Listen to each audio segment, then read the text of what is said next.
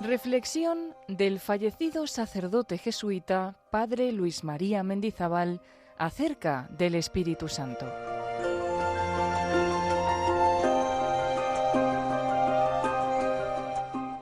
El Espíritu Santo, Espíritu de Cristo y nuestro.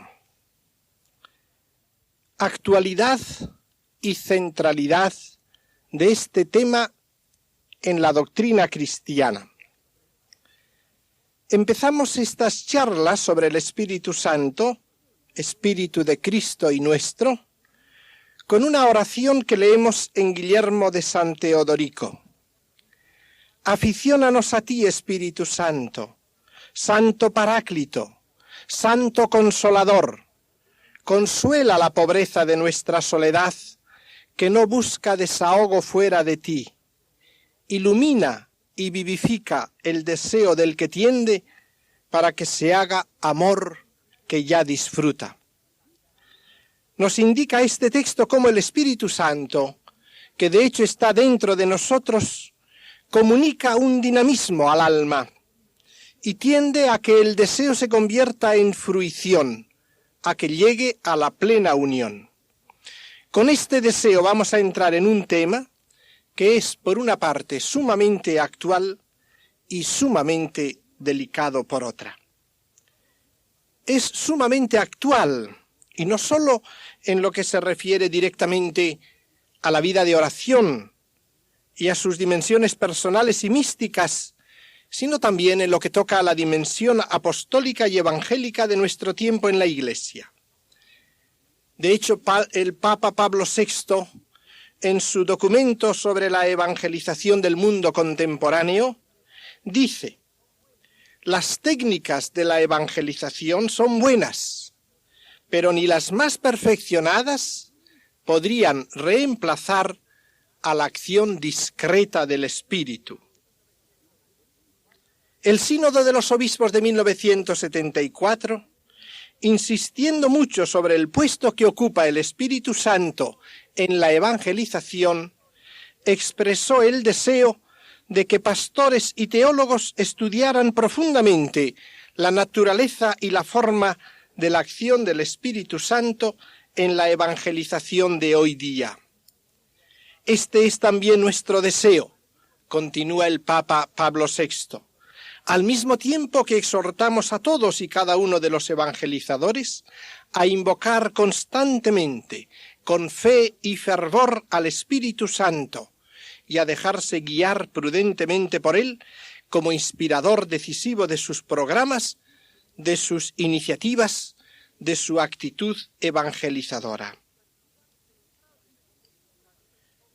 El lugar central del Espíritu Santo en todo el cristianismo lo podríamos ver por el puesto que ocupa en el credo, en la fórmula de fe.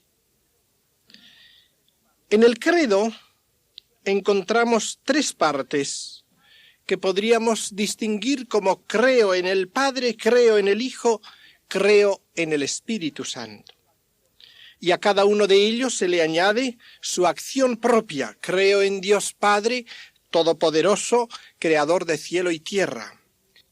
Creo en Jesucristo, su único Hijo, nuestro Señor, y se desarrolla la cristología. Dios de Dios, luz de luz, consustancial al Padre, por quien todo fue hecho, que por nosotros bajó del cielo, se encarnó de María Virgen, padeció, resucitó, subió a los cielos, está sentado a la diestra del Padre y vendrá a juzgar a vivos y muertos. Creo en el Espíritu Santo, y aparentemente se dice bien poco del Espíritu Santo. En la fórmula que usamos en la misa se añade: creo en el Espíritu Santo, Señor vivificante, que habló por los profetas. E inmediatamente se pasa a la Iglesia. Y así ese lugar del Espíritu Santo parecería bien pequeño en el credo de la Iglesia católica.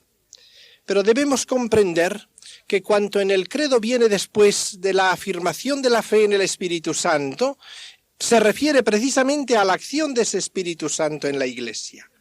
Es el Espíritu Santo vivificante que habló por los profetas, que vive en la Iglesia. La Iglesia es la obra del Espíritu Santo.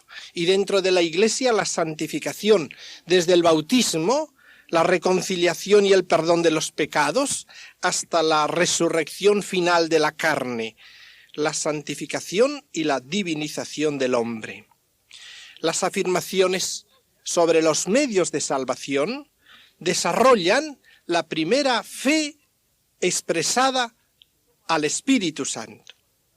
El Espíritu toma posesión del individuo por el perdón de los pecados y opera su efecto final en la resurrección de la carne. Es por lo tanto normalísimo poner bajo el signo del Espíritu Santo en el credo las verdades que se refieren a la salvación del hombre y a su santificación.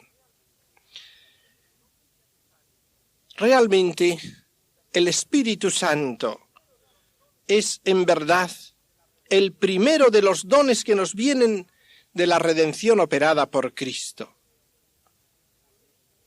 Afirma San Ireneo, Él es el don que se dio a la Iglesia al tiempo de la misión de los apóstoles, para que recibiéramos por Él la imagen y la impronta del Padre y del Hijo. Es el don por excelencia, el que los creyentes reciben de la Iglesia en el bautismo. Y todos los misterios del bautismo y de la vida cristiana se resumen en este don del Espíritu. Y el mismo San Ireneo, el gran padre de la Iglesia, tiene esta frase: el Espíritu Santo es el que al fin de los tiempos ha sido distribuido de una manera nueva sobre la humanidad para renovar al hombre sobre toda la tierra en vista de Dios. Y San Hipólito nos habla de la tercera economía, que es la gracia del Espíritu Santo. El Concilio Vaticano II ha tratado con mucha amplitud el tema del Espíritu Santo y nos ha dado toda una doctrina de su teología. Lo ha hecho en el decreto Ad Gentes sobre la evangelización del mundo gentil, en la Constitución Gaudium et Spes de la Iglesia en el mundo, pero sobre todo en la Constitución central del Concilio, en la Constitución sobre la Iglesia.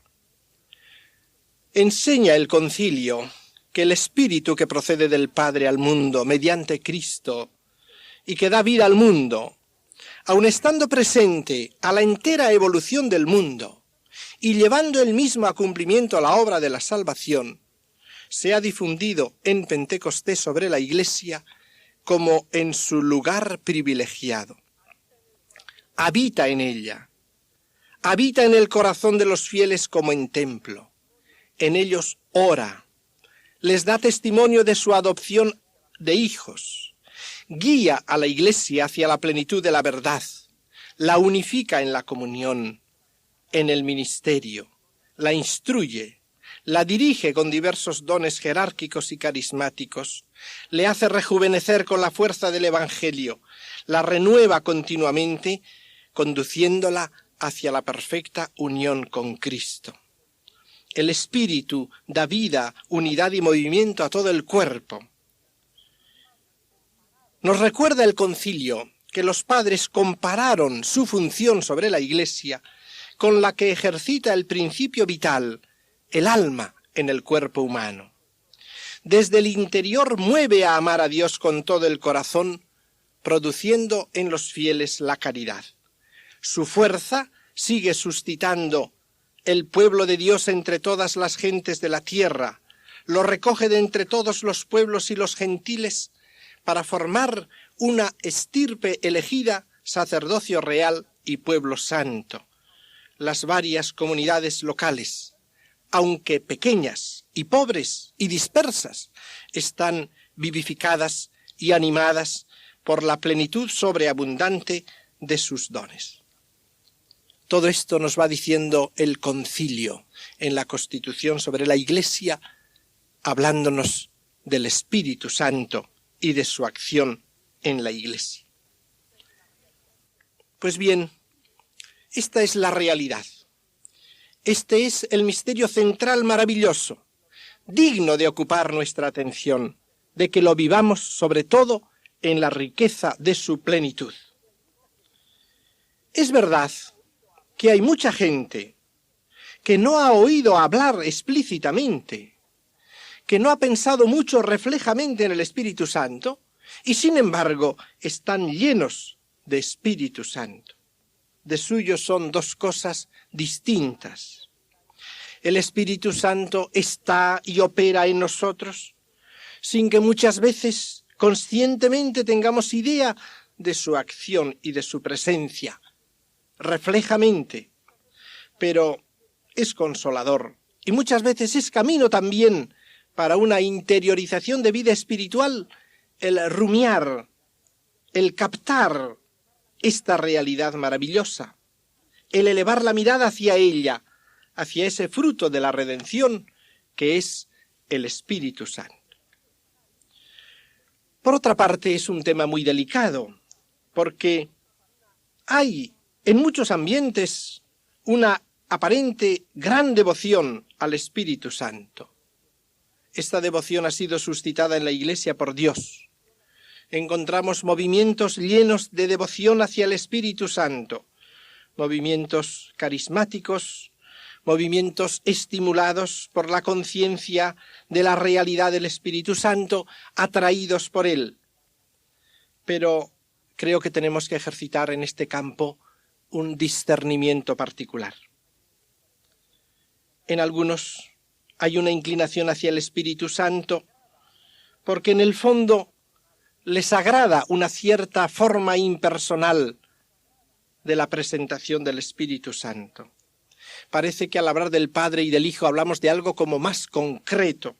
El Padre y el Hijo parece que se nos imponen más.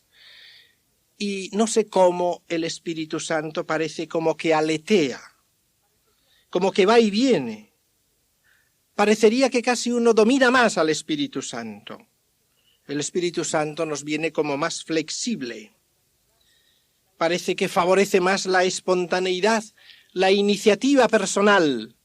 Y entonces, muchas veces afirma uno moverse por el Espíritu Santo, que el Espíritu Santo le lleva y le conduce, cuando quizás en realidad le conduce el propio Espíritu. Y así resultan ciertas ambigüedades en nuestra vida. Por eso, a cuantos hoy invocan al Espíritu Santo y viven en esa atmósfera del Espíritu Santo, se les debe exigir, por amor al Espíritu Santo, una particular consecuencia de vida, porque a veces se le puede hacer mala propaganda. Porque si eso es vivir según el Espíritu, eso antes se llamaba vivir como a uno le parecía. Y no es eso el Espíritu. El Espíritu es algo muy serio. Y el Espíritu Santo llevó a Jesús a la oblación de sí mismo en la cruz. Se ofreció a sí mismo en el Espíritu eterno. Es pues un tema central y es un tema delicado. ¿Cómo vamos a tratar este tema? ¿Podríamos entrar en el misterio trinitario, adentrándonos en elucubraciones sobre las procesiones divinas en aquel misterio insondable de la Trinidad? Pero no vamos a ir por ese camino. El Espíritu Santo se nos revela en Cristo y por Cristo.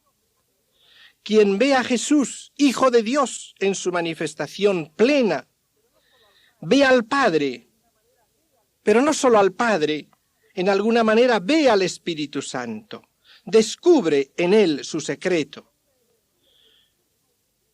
No es solo una energía divina, sino que se nos manifiesta en Cristo alguien que tiene su origen en el misterio de Dios y que tiene su lugar en las relaciones trinitarias.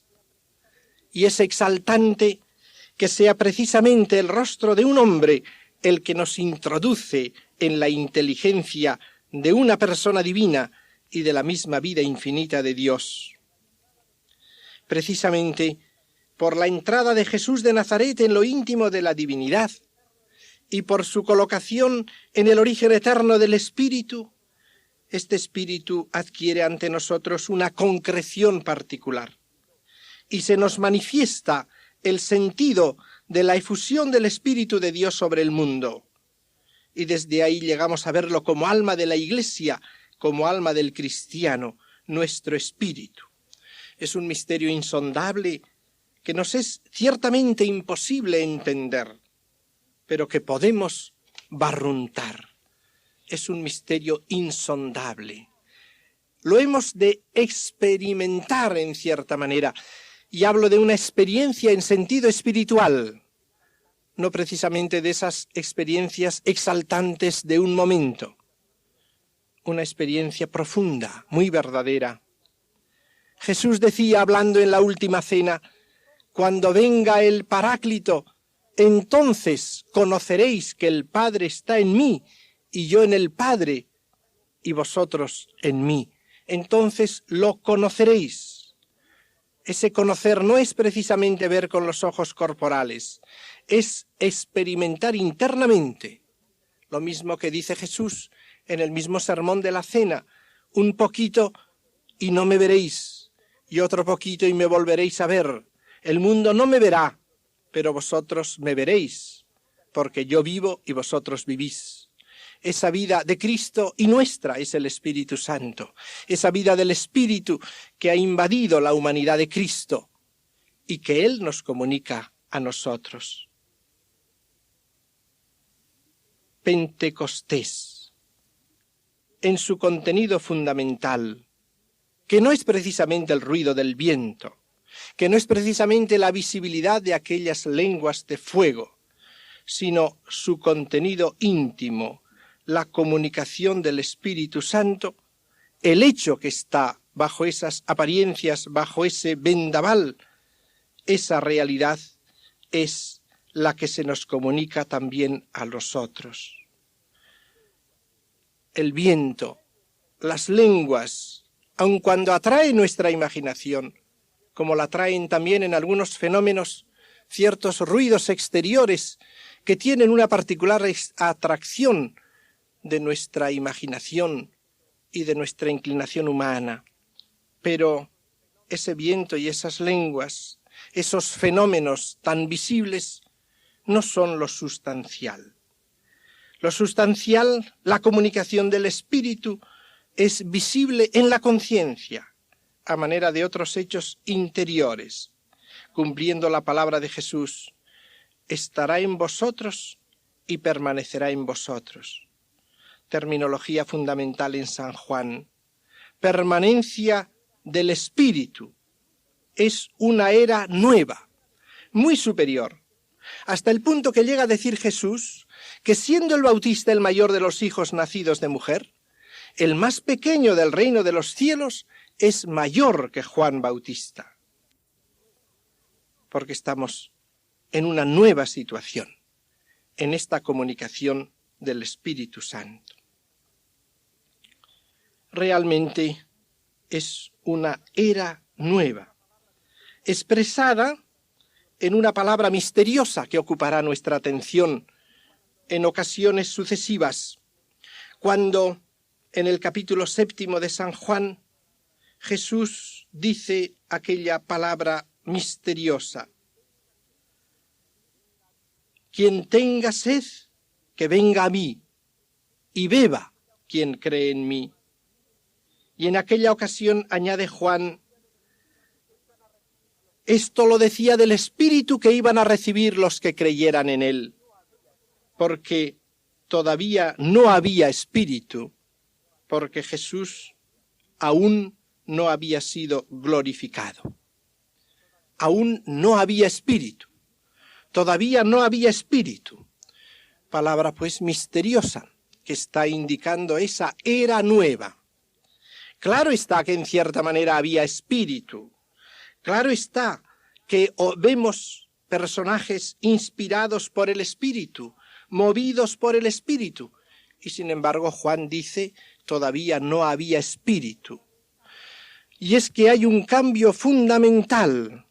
Diríamos que hasta el momento de la glorificación de Cristo se comunicaba el Espíritu, pero en una comunicación todavía rudimentaria, en cierta manera como desde fuera. Y cuando Jesús sea glorificado en Pentecostés, que es el momento cumbre, el Espíritu Santo se dará al hombre, se dará a la Iglesia. Anotemos bien esta palabra clave, darse, terminología del amor, darse. ¿Cuántas veces también nosotros vivimos en una cierta amistad con el Señor, pero no nos hemos dado? Darse. El Espíritu no se había dado. Es muy distinto inspirar a una persona que darse. En cambio, desde Pentecostés, desde la glorificación de Jesús, el Espíritu está dado al mundo, está dentro. Es el Espíritu de la Iglesia, es nuestro espíritu, mi espíritu. Por eso titulamos estas lecciones el Espíritu Santo, Espíritu de Cristo y nuestro. Este don del Espíritu es la coronación de los misterios de Cristo y de los misterios litúrgicos. Los misterios del Verbo hecho carne se ordenan a la comunicación del Espíritu, que de esta manera corona la obra de Cristo. Así lo dice el canon eucarístico cuarto, recordándonos que para coronar su obra envió el Espíritu Santo como primicia para los creyentes, a fin de santificar todas las cosas, llevando a plenitud su obra en el mundo. Corona la vida de Cristo. Y esto no por un capricho, como si hubiera podido darlo lo mismo el primer día.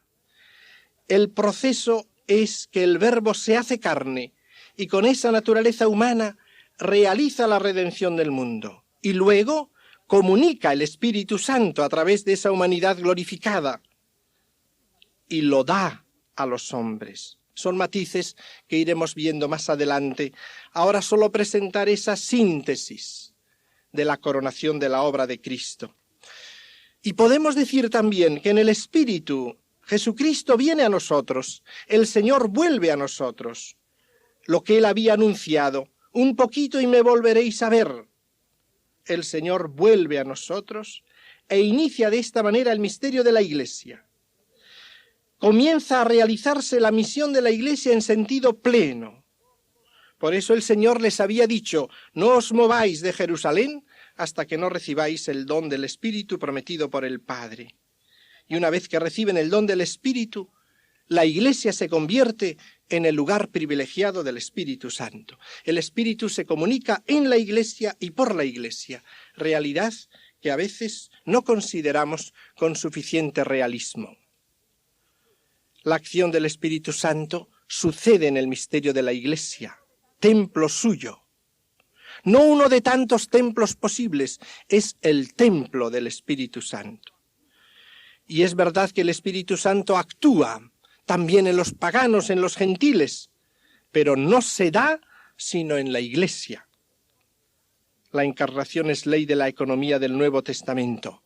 Los fieles son engendrados por el Espíritu Santo, por la Iglesia y en ella, así como se adhieren al Verbo encarnado en la Iglesia y por la Iglesia. Esta es la gran realidad. Tenemos pues ese misterio de la Iglesia, y los Hechos de los Apóstoles nos presentan la acción del Espíritu Santo en ella. La Iglesia crece por la acción del Espíritu en paz, en serenidad, en gozo. San Lucas va recordando estas características en diversos pasajes de la Iglesia, la cual sigue viviendo de la misma manera en nuestro momento actual. También ahora la Iglesia es el templo del Espíritu Santo. Así podríamos contemplar aquella visión del Apocalipsis, en el capítulo 22, donde se nos presenta que del trono de Dios y del Cordero sale un río que baña la ciudad, la humanidad entera. Es el Espíritu que brota del trono, del Cordero inmolado, glorificado, del Cordero que está allí en medio de su gloria como inmolado y que baña este río del Espíritu, la humanidad entera, para vivificarla. Esa ciudad es el mundo. Ese río es la fuerza del Espíritu que invade ese mundo. y que en él va formando un paraíso de vida. El Espíritu no se nos da para arrancarnos de la realidad de este mundo. La fe no nos transporta a un mundo fantástico, sino que la acción de Dios pretende transformar el mundo. Es la acción de la salvación. La religión es una especie de ensueño junto a la vida real. Las consideraciones que hacemos del Espíritu Santo no serían buenas si nos arrancaran de la vida real. El planteamiento viene a ser, pues, ¿cómo puede invadir el espíritu la humanidad contemporánea, sus resistencias, que son muchas veces involuntarias antes de convertirse en voluntarias? ¿Cómo podemos acercar a este mundo y acercarnos a él para que se abra al elemento espiritual que le falta? Estos son los planteamientos. Pero la economía está ya. El espíritu brota del Cordero Inmolado. Sigue brotando cada día, sigue invadiendo este mundo, continuamente lo está envolviendo y desea transformarlo e introducirlo en la vida divina. La acción del Espíritu no es de un momento, es el continuo comunicar el Espíritu, el don continuo del Espíritu en el amor. Esta es la visión de la Iglesia, de ese Espíritu que la invade.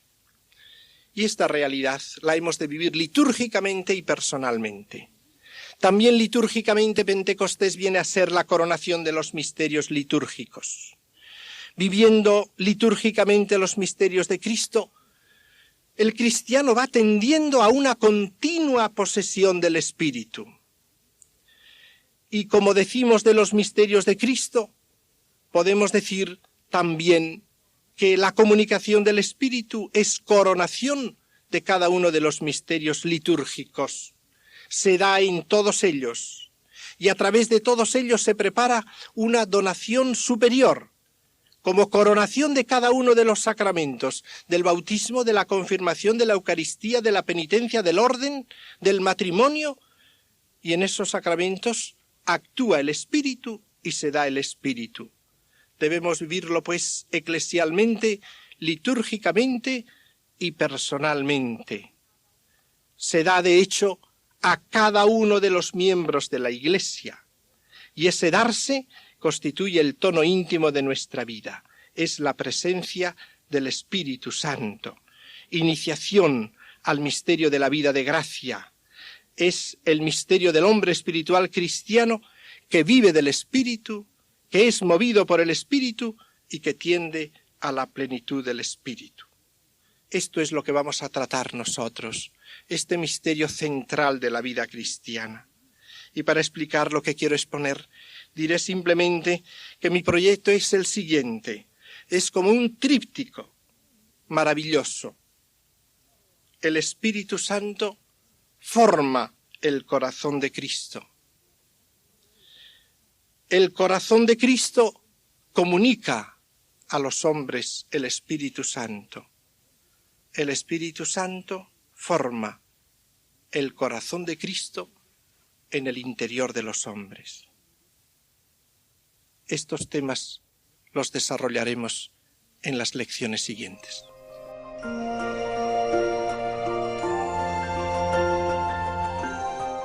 Así finaliza en Radio María una de las reflexiones del fallecido sacerdote jesuita, padre Luis María Mendizábal, acerca del Espíritu Santo.